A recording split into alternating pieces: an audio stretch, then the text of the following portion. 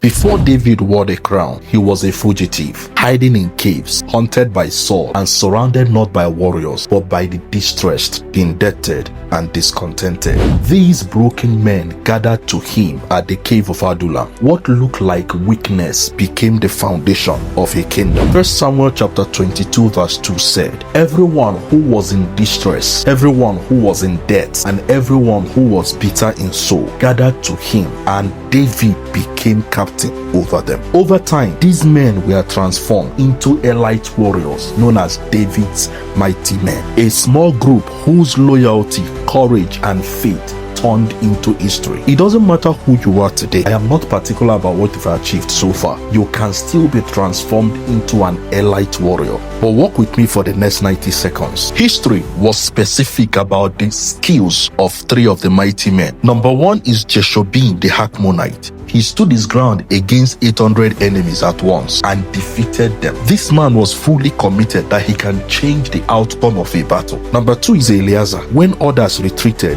Eleazar stood with David and fought until his hand froze to the sword. He was so faithful that he can hold on even when it hurts. Number three is Shammah. He defended a small field of lentils, something others considered insignificant. David's mighty men were not born great. They were made great through loyalty, obedience, shared hardship, and faith in God. The story of these David's mighty men was so inspiring that despite who they used to be, history recorded it that David had the strongest warriors of his generation. Men who never lost a battle, men who broke through enemy lines, men who stood their ground when others ran. Yet, David never took the glory. Even with Jeshobeam, Eleazar, Shammah, Benaiah, David understood something deeper than strategy, strength, or skills. He knew this truth. People fight, but God decides. David had the mighty men. He had the experience. He had the numbers. He understood battle strategy, but he still bowed his heart in gratitude to God. It's possible you have the finest skills, the certifications, the connections, but listen, skills don't guarantee success. Experience doesn't secure victory. It is God who makes it click. It's God who opens the door. It's God who brings the breakthrough.